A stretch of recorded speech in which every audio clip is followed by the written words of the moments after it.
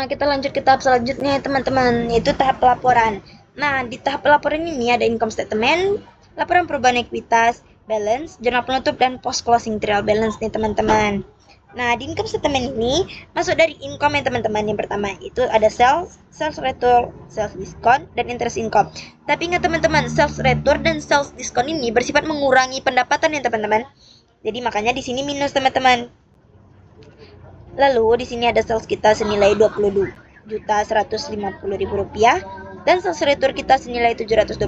Ini udah dapat dari neraca lajur tadi ya teman-teman. Karena itu sudah yang sebenarnya teman-teman.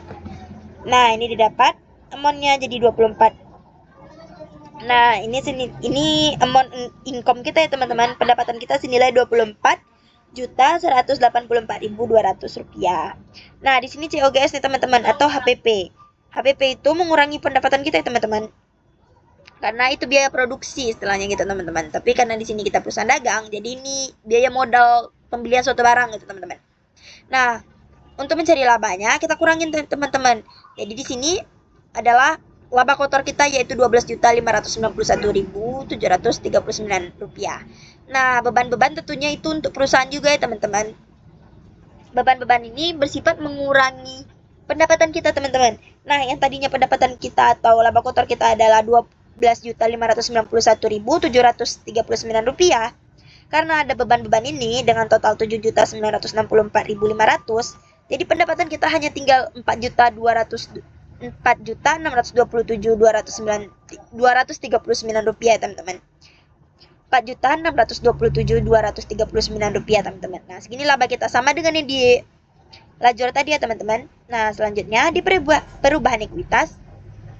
Di sini nih teman-teman. Nah, ini kita mendapatkan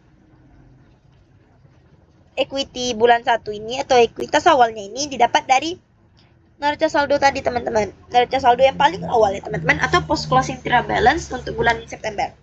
Jadi teman-teman. Selanjutnya di sini ada atau bisa juga di sini selanjutnya ada profit ya teman-teman atau laba kita. Nah, ini ya teman-teman. Kalau rugi ini kita sama-sama mengurangi ekuitas ya teman-teman, tapi di sini satu bertambah, satu berkurang. Jadi ini kita kurangin teman-teman. Maka didapat untuk kenaikan ekuitas kita ada 4.127.239 rupiah teman-teman. Jadi ekuitas kita naik ya, jadi 490.760.739 rupiah. Jadi ini ekuitas kita pada akhir bulan Oktober 2024 ya teman-teman. Nah, untuk mengetahui apakah yang kita buat nih benar atau enggak nih teman-teman, berapa sih saldo kita gitu teman-teman, kita lihat di balance. Nah, ini tadi yang saya bilang ya teman-teman, ini ending off, ini juga ending off. Karena dia berakhir untuk periode ini aja teman-teman. Setelah ini dia hilang gitu teman-teman. Nah, ini lanjutnya ya. Kalau ini as off, karena dia masih dipakai nih di periode berikutnya. Dia masuk post closing trial balance ini teman-teman. Nah, kita lihat nih. Petty cash kita 2 juta sesuai dengan saldo yang di lajur tadi teman-teman. Didapat nilai untuk aset kita adalah 400. Nah, ini aktiva dan pasiva teman-teman. Antara aktiva dan pasiva ini harus balance nih teman-teman. Nah, aktiva itu aset, aktiva itu liabilitas ditambah ekuitas teman-teman. Jadi ini sudah balance ya teman-teman. Nah, untuk ekuitasnya kita ambil dari laporan perubahan ekuitas tadi teman-teman. Ini ya teman-teman. Jangan salah nih, kalau nggak bisa nggak balance gitu ya teman-teman. Nah, kita lanjut ke jurnal penutup nih teman-teman. Di sini ada jurnal penutup. Apa saja sih yang ditutup di jurnal penutup ini teman-teman? Nah, ini closing journal ya teman-teman. Closing journal ini berfungsi untuk menutup akun-akun nomina teman-teman atau akun-akun yang tidak tepat ya teman-teman, dari kode 4 sampai kode 9. Nah, sales kode 4, sales return kode 4. Nah, interest income juga masuk ya teman-teman, karena dia itu termasuk pendapatan. Jadi saya masukkan ke kolom pendapatan yaitu sales return, sales discount. Itu sama dengan yang ini teman-teman, di income statement tadi yang bagian sini. Sama ya teman-teman. Nah, kita membalikkan ya teman-teman, yang sales saldo aslinya yaitu di debit, kita jadikan di kredit teman-teman. Nah, ini juga ya teman-teman, karena kita akan menolkan atau menghabiskan atau menutup akun-akun ini teman-teman.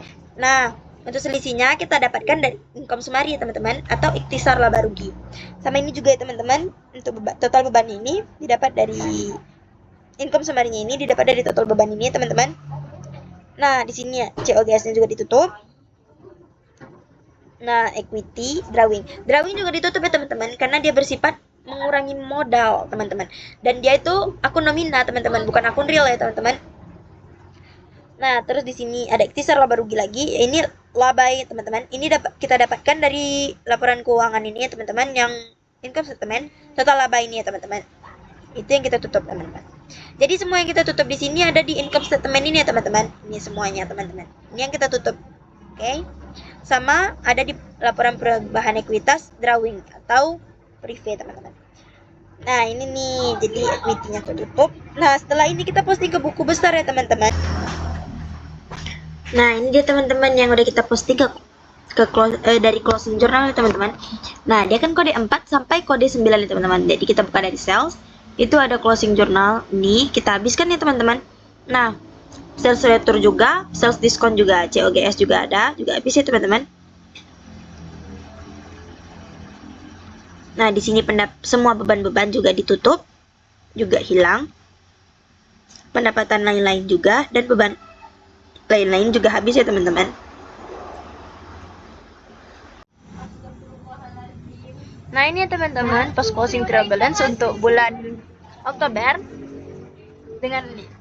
Nah, yang tadi kan tersisa di buku besar cuman petty cash, cash in bank, merchandise inventory, supplies building, accumulated depreciation of building, equipment, income tax payable, dan ini saldo ya teman-teman.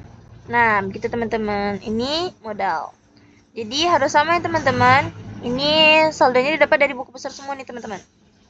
Nah, ini ya teman-teman. Nah, jadi ini yang dipakai untuk bulan berikutnya di November teman-teman. Nah, jadi sampai segitu dulu untuk siklus akuntansi yang dapat saya jelaskan teman-teman. Mudah-mudahan teman-teman dapat mengambil pelajaran dari hal yang saya sampaikan dan dapat bermanfaat untuk teman-teman semua. Terima kasih. Assalamualaikum warahmatullahi wabarakatuh.